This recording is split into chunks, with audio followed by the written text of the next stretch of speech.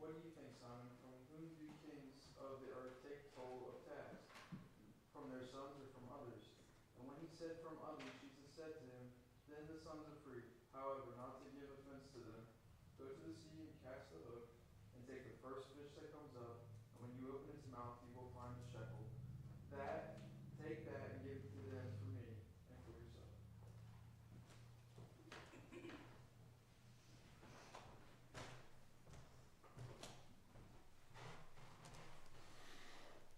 Good morning. It's good to see everybody here. Thank you so much for being here. It's truly a privilege and an honor to come before you and preach the gospel. And I hope the things I say here will be encouraging and edifying to you. And just remember Darren and Pam as they're traveling. Pam reached out to Tracy, and if you are aware of how windy it was last week, you know that coming out of Clarksburg and going to D.C. wasn't very good for them. So. But they made their safe, and very beautiful picture of they had this very big, huge church building right in front of their hotel, and it's nice to see they made the trip safe. Continue to remember them in your prayers as they are not with us. Remember Claire as she travels, and remember Laura as she is fighting illness as well, and so many others that are not with us. Sharon's not with us, and Terry's not with us, and remember Terry's sister Patty in your prayers, and remember Tracy. With her family as well. Her mom had to go to Wheeling. They suspected a blood clot in her lung, and they went through a variety of tests to try to find out why she's going through this. And just continue to remember her in your prayers as she tries to recover. And I do thank the brethren that have asked about Tracy's mom on her behalf. The reason why I brought up Matthew chapter 17 once again is not because I didn't have anything to talk about when it comes to our Bible study. I didn't want to just get lazy here, but in the midst of my study, I found something very interesting that is talked about when it comes to this very particular passage. And it's the idea that some people just do not want to go to a church just because they say that it's nothing but filled with hypocrisy. There's nothing but hypocrites in the church. And I will say the same thing that Paul Casebolt would say if he was still alive when it came to this question. He said, where would you find them? Hypocrisy doesn't care out in the world. For some reason or another, we just care about it within the church. And the thing is that we use this as a very strong reason why we don't want to come to church, and it's because we think that there is all kinds of hypocrisy in there.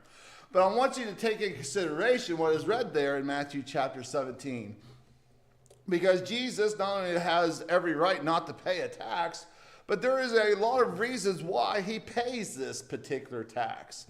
And it's not necessarily about trying to follow along government rules here. There's far more serious things that we need to take in consideration when it comes to this didrachma tax. And through our studies, we talked about why this was something that had to be paid. We talked about how interesting it was to pay this tax. But the one thing I hope we get out of those few verses that we read there is that one situation there in the last verse of chapter 17, lest we offend. And he is trying hard to show that there is some important things still going on, even though that there is still corruption there. And there's just a few things I think we all have to figure out here or look at when it comes to paying this temple tax. One thing that Jesus looks at here is this temple is still the house of God. Whether it has the hypocrisy in it or not, whether it has a few or it has many, this was still looked at as the house of God. And you see that in Matthew chapter 21, verse 13. We'll study about this later. And you see it tells them there, he said to them, it is written, my house shall be called a house of prayer, but you make it a den of thieves. And that comes out of the book of Jeremiah, because you see that Jeremiah reminds us that here is this place that was supposed to be designed to be with God, to be able to worship with God. And they took this moment and they changed it. It is not supposed to be changed. It is always the house of God. It needs to stop being the den of thieves. It needs to continue to go and be the house of prayer. It needs to take these opportunities and show people that if they want to look for God, come here. And that's where Jesus comes in and he cleanses this temple. And we do find it somewhat hilarious that Jesus shows some, not necessarily violence, but he shows that this is not supposed to be something where we have this merchandise. It's not supposed to be something where we have money. It's not supposed to be something where we have this opportunity to sacrifice and use these things as a matter of convenience. It was supposed to be a place that was designed for prayer. It was supposed to be a place that when we do these things, prayer was involved in it. I was thinking about this on the way this morning. I can remember one preacher friend of mine that after he finished his sermon, he closed out with a prayer. Not somebody else did it, he did it. And it just showed that it was always, when it came to doing anything in the house of God, prayer has to be involved in it. When it comes to partaking of the Lord's Supper, we pray. When it comes to leading songs, and we see that Logan used a song, the Sweet Hour of Prayer, and then right after our songs, we had this prayer. It was a little bit out of line, a little bit, but regardless, it was something that we all wanted to do. We all wanted to lead songs. We all wanted to hear prayer. This is still the house of God, and it needs to be treated as such. It needs to change if there's things that we're not doing according to the will of God, if there's things that we need to change it.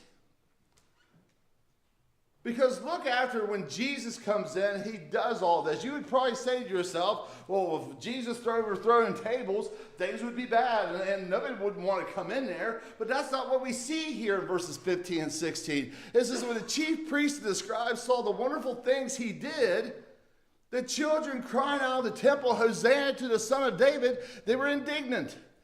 And they said, do you hear what these are saying? Children, not adults, not teenagers, children. Maybe you make the argument teenagers are still children, but you understand that this is not someone that knows better what they're doing. These are young individuals that are novice. These are young individuals that have heard and seen these things, and they make the conclusion that they need to cry out in the temple, Hosanna to the Son of David. And Jesus brings up a passage out of the book of Psalms. Have you ever read? Because they're shocked. And I said, do you hear what these are saying? He says, have you ever read, out of the mouths of infants and nursing babes, you have prepared praise? Brethren, this calls for self-examination. And ask ourselves, is Christ really praised in the church? Really acknowledge that Christ is the Messiah, the Son of God. We should be encouraging our children to praise God. Now, we always think it's cute, and I always think about, I think it was Catherine or Elizabeth, one of the Davis kids. I can remember them when they was at Reno. She would sit up on the back, she would stand up on the pew, she would have her hands on the front pew, and when they sang, she sang too. It didn't sound like singing, but she tried to do the best she can to sing songs with everybody else that was singing. And we say to ourselves, that's cute. But brethren, it should be encouraging. It should make us want to sing more. It should make us want to sing louder. It should remind us that our kids need to see this, and if they want to do this too, let them do it. Or maybe, just maybe, we need to quit being reliant on everything. Now, I know that sounds hypocritical. He's like, Jay, you just told us that we need to have that kind of encouragement. But brethren, there are sometimes we need encouragement, and there's just sometimes that we just need to roll up our sleeves and do it ourselves. I listened to this guy this week, and he talked about how we looked 30 years ago, when we looked at the government, we asked the government, give us affordable health care. But now we say to the government, give us free health care. Why has it changed to kind of relying on the government to do that now? And we've done that with the government to do a variety of things now. And we think that when we rely on the government, it's our given right to do so. Sometimes we look at the church the exact same way. We look at it as our entertainment.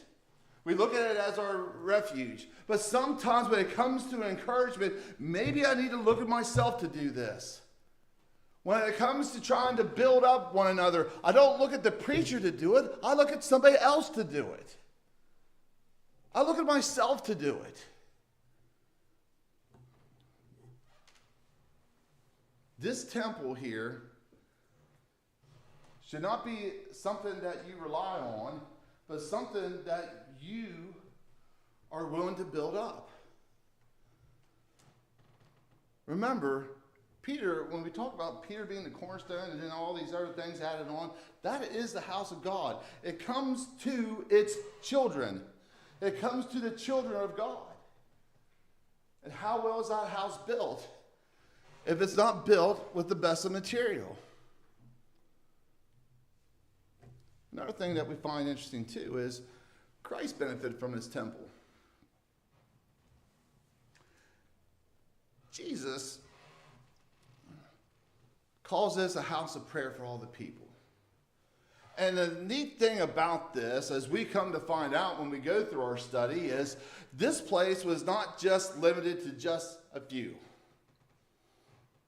It should be open for everyone. That's why the temple or the veil was torn. So it no longer just required just a few people to come. It was an opportunity for everyone to come. And here's the opportunity when this comes that we show them about the gospel of Jesus Christ. It's not about gimmicks. It's not about money. It's not about buying and selling. It's not about marketing or retailing. It's not about trying to put some kind of gimmick out there so somebody will walk through the door. It's about Christ and him crucified. And that's the thing that Paul initiated. That's what Jesus tried to encourage his disciples to do. And that's something that you and I should do as well. Because when it comes to this temple, people come here because they want to hear that message. We have visitors with us today that's been coming for a couple of weeks now. They come here for one reason. They want to be built up in Christ. We've had another couple. They texted me this morning. They couldn't make it because of things going on with their with Cody's or Taylor's son, and they couldn't make it. And what is the initiative when they come through that door, when they come back next week? Are we going to promote Christ and him crucified? Are we going to show them that there's benefits for coming together and worshiping him? Psalm 122, verse 1. It tells us, I was glad when they said to me, let us go to the house of the Lord. I've used this on numerous occasions. Because we always go to Hebrews chapter 10, verse 25, and we'll talk about that here in just a little bit to say why we need to be here. But brethren, I use Psalm 122, verse 1 for a very good reason. It's because there's an attitude involved in it. I know some of you probably have a hard time getting up on Sunday morning. You've worked all week. You got one free day off, and now before you go back and do 5 more days, you got to come here. I hope that with all those things that's going on in your life, you look at this one particular day and say, it's great to be here. Because I don't get another opportunity until next week. Not unless you go to a Wednesday night Bible study, or you go to some other thing where you have some opportunity to benefit from being together. Some of you probably have a hard time getting up because your health just does a very good job of not getting you here. And I know there's some that goes through some very difficult health challenges. And I get it. But you're not going to let that be something where you say, I don't want to be here. I can rest in the afternoon. There's some other time where I can take it easy. It's not right now. There's probably some of us have to go to work tonight or go to work in the afternoon. Here's this one moment that you take, and you probably could use a couple more hours of sleep, because it's going to be not only difficult tonight, but probably the next night after that. But no, I'm glad to be here. I'm glad to drive. It takes some time. I know some in the back take some time to get here, but they're glad to be here. Some of you don't have to drive that far. I hope you're still glad to be here just as much as they are. But look how, when it comes to this temple, we should be something when we say to ourselves, I'm glad because I'm going to get something when I get here. And it's not the things that the world offers, it's the things that God is willing to offer to you. You know, one of the great things, you see there in verse 3, it says, Jerusalem built as a city that is bound firmly together. It tells us that there's some kind of unity involved. I think, I'm going to pick on Ryan and David because one of the first things that we'll do to each other when we show up, especially if they show up before I do, is I'll walk up here, and I can't sneak up here. You can hear it just creaks all the time. I know they're ready for me when I get here because I'll look right around here to see what they're doing. Sometimes Ryan has a broomstick ready for me. But I look forward to seeing them. I look forward to seeing everybody. And it's just because there's some kind of safety here, believe it or not. It's great to sit here and you know that nobody's not going to give you a hard time. Nobody's not going to give you issue. Nobody's not going to be difficult. Nobody's not going to make you feel uncomfortable. You're here with God's people. And if you feel that you're not there yet, may I encourage you to take the evidence, take the things that said there in verse 4. Give thanks to the name of the Lord and come together. And not only that, you know when you come here, whether I do the right thing or not, I strive to do the right thing. But we strive to do the right thing here together.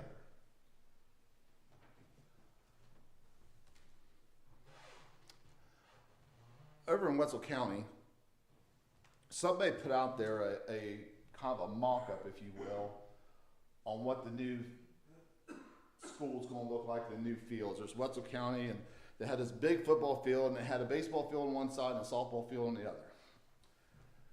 And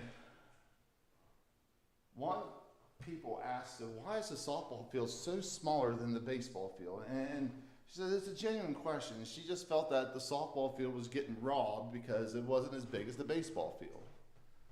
So I put on there, because I'm a softball umpire, and I said, well, I said, it's smaller compared to the baseball field. And I told her, I said, the baseball, from home to first, it's 90 feet for baseball. And then I said, from softball, it's 43. Well, some guy chimed in. It was Dustin. He was a softball umpire too. He's like, Jay, it's 60, you goofball. And I was like, who invited this jerk in? But he's right. It is 60. I just messed up. Not even said that. I said, he's right.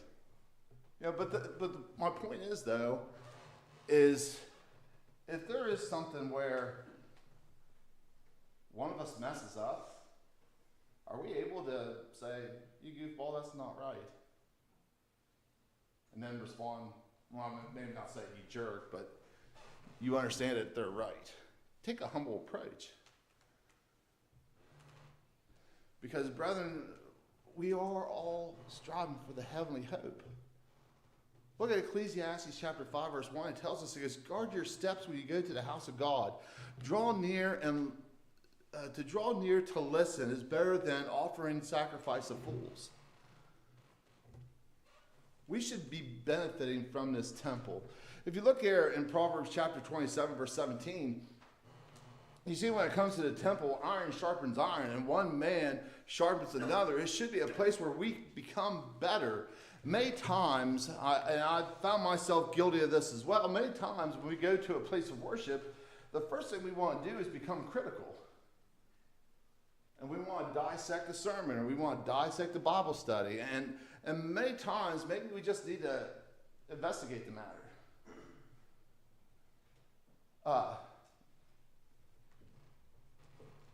We had an opportunity some years back to go down to Florida College and listen to a lot of preachers, a lot of my peers preach the message. And I can remember one message that was told to me before we even went out and listened to our first sermon. And he told me, he said, let's be careful and not just dissect and just be critical of everything that an individual says. Because we are trying to learn. We're also trying to encourage and edify. And if we just come and just become nitpicky, then who is really getting anything out of that? Do we really grow from that? Look at 1 Peter chapter 4, verse 10. It says, as each received a gift, use it to serve one another as good stewards of God's very grace. Are we serving? Are we using our spiritual gifts?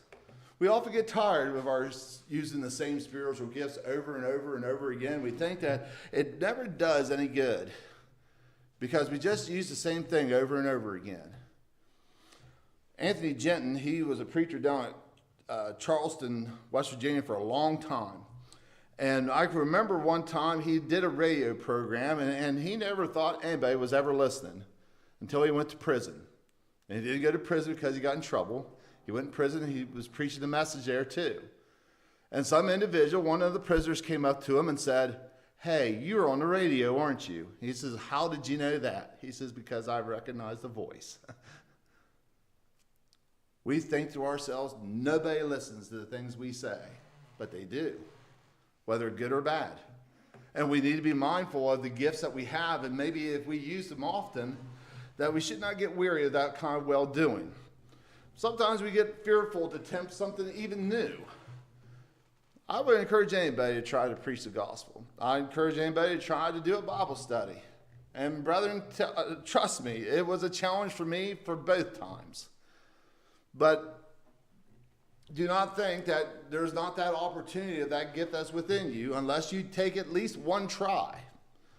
Or sometimes we want to try a gift that we're probably not very well at.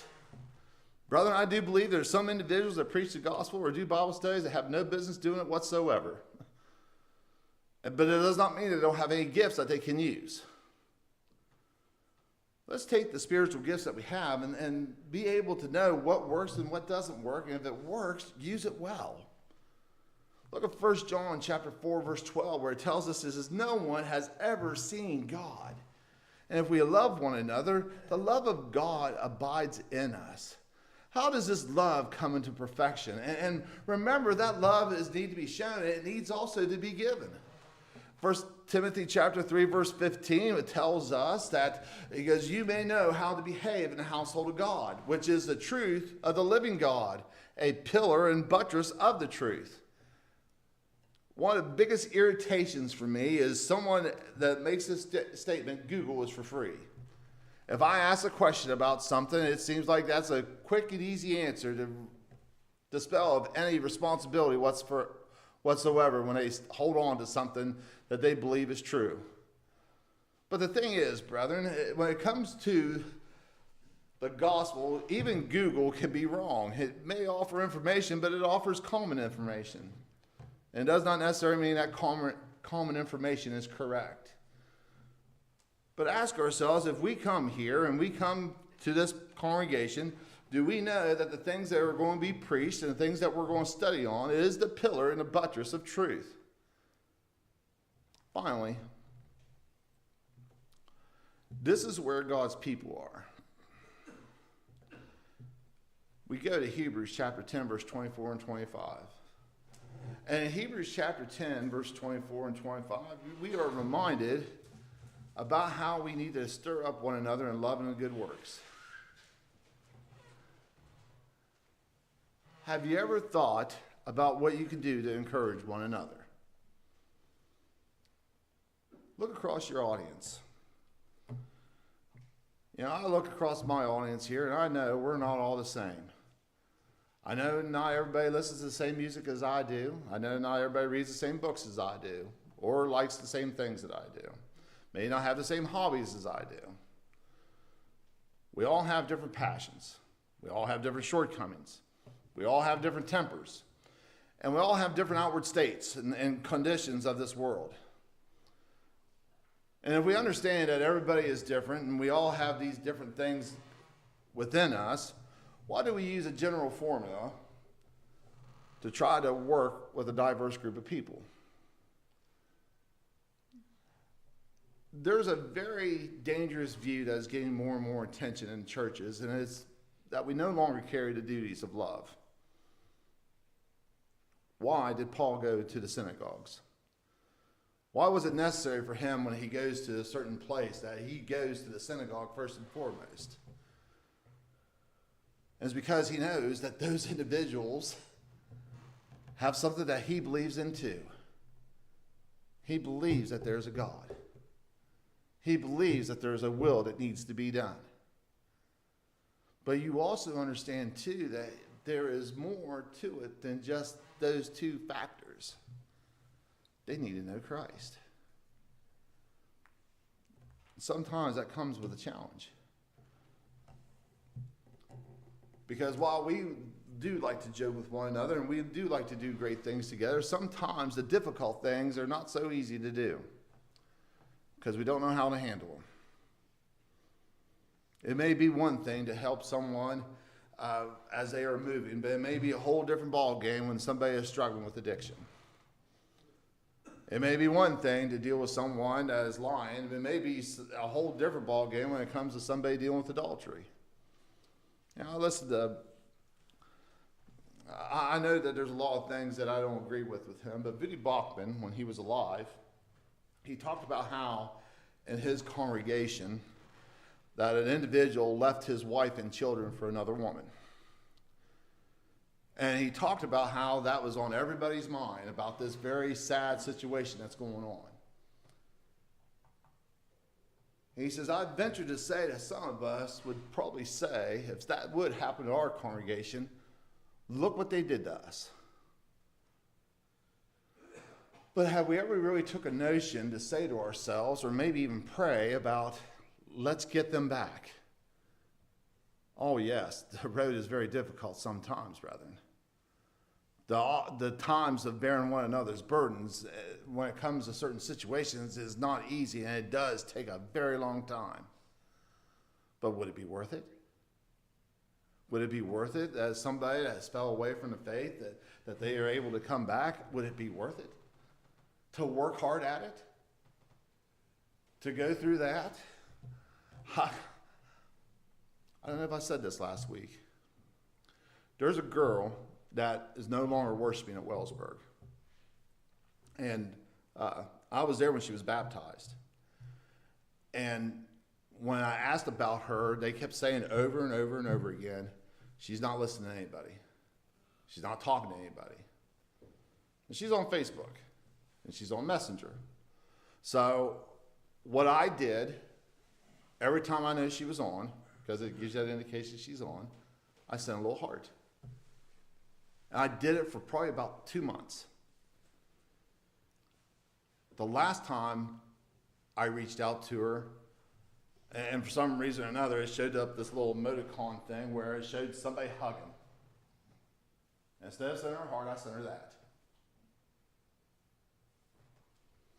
That was on Wednesday. Wednesday night, she reached out to me. And she asked about she sent her condolences about our dog Max.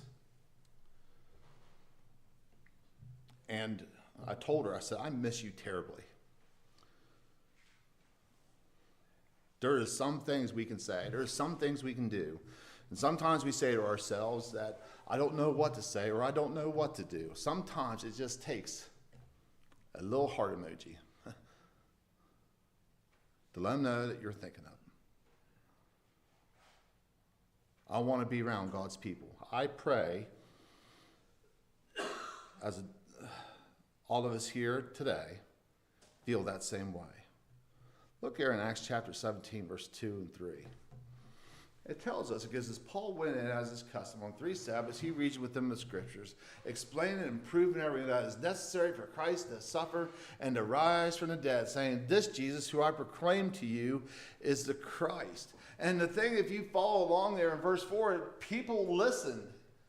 He takes this moment, he takes this opportunity, whether he's going to get rejected or not. He knows there's times there's going to be rejection. He knows that there's going to be times that some people are just willing to listen. And people do. I finish up with this. I know Levi's going down and watch the boys. But Levi, I'm going to challenge you. I think the girls' tournament was I think it's going to be far more better than what the boys are. Now, I could be wrong. but the girls was awesome. And maybe it's because I'm a homeboy, and it's because there's a lot of teams that I officiated, and there's a lot of teams that I dealt with in Summer League was in a tournament this time. But it was really cool to see that 50 years of basketball, they had this moment to celebrate. And Parkersburg won against Parkersburg South, which I thought that was fantastic. There was just really some neat things that happened in girls basketball, in my opinion. Maybe you'll come back and you'll tell me why I think you're wrong, Jay. Maybe if Bridgeport wins it all. So, but what I found pretty interesting as I go through social media is how everybody is talking about it, and just anybody and everyone. And some people, I didn't realize that they was even talking about this. And I just thought it was just a really neat thing that they passed along about this very special time. St. Mary's won. And I'm very close to Fred and Terry, that are coaches there, and it was really cool to see them win their first championship. Fred, in 50 years of coaching, this is his first time. St. Mary's, it's 36 years they ever won a championship in girls. But my point is this.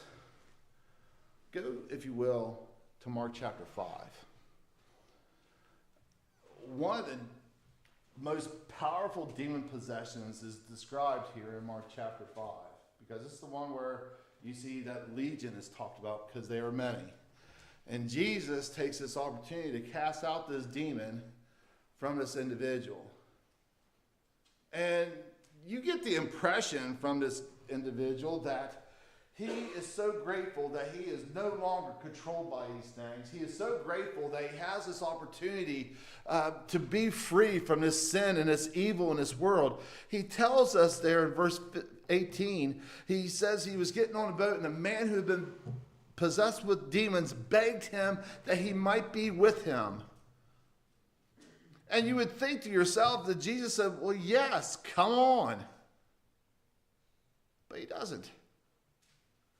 Imagine, if you will, that's how disheartening. You freed me from this, and here is my opportunity to show how much I owe it to you, and I want to be with you.